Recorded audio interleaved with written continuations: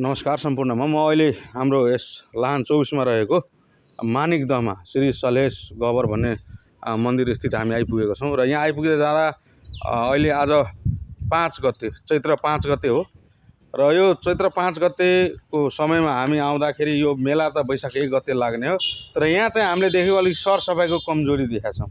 सरसफाइमा अलिक ढिलासुस्ती गरेको जब अर्को दिन पनि यहाँ सन्त बाबाहरूलाई घुम्ने हुइचो चाहिँ राम्रै रहेछ। घुमघाम गर्न बाहिरबाट पनि आउनु हुँदो रहेछ।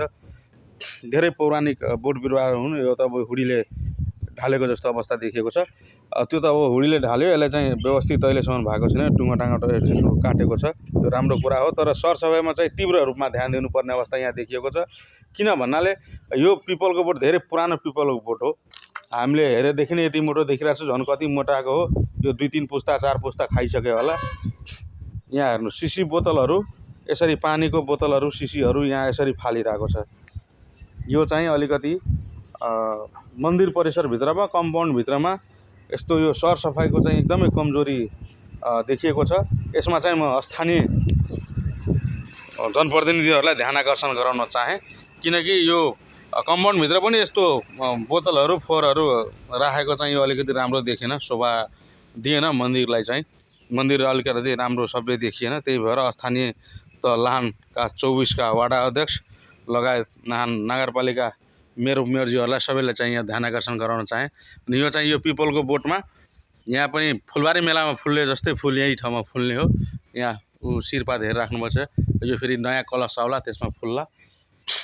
अलिकति यहाँ चाहिँ अब सबै थोक धेरै राम्रो छ। वैशाख 1 गते लाग्ने हो। तर मलाई चाहिँ लागेको अनुकूलमा यो सरसफाइमा चाहिँ एकदमै ध्यान दिनुपर्ने रहेछ। यहाँ चाहिँ सरसफाइ चाहिँ अलिकति छैन, फोहोर टाइपको छ।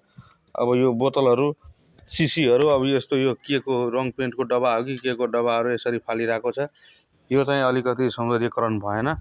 यसलाई चाहिँ अलिकति सरसफाइ गराइदिन हुन र सरसफाइ गरेर व्यवस्थित बनाइदिन हुन चाहिँ यसै भिडियो मार्फत म चाहिँ अनुरोध गर्न चाहे। उतापट्टि पनि झारपातहरू पनि छ। अलिकति सबै थोक राम्रै छ, तर अलिकति यो व्यवस्थित मात्रै नभएको, सरसफाइमा ध्यान नदिएको, अलिकति चिटिक चाटक भएको भए अझ सौन्दर्यकरणमा राम्रो प्रभाव पर्थ्यो भन्ने मलाई लागेको छ।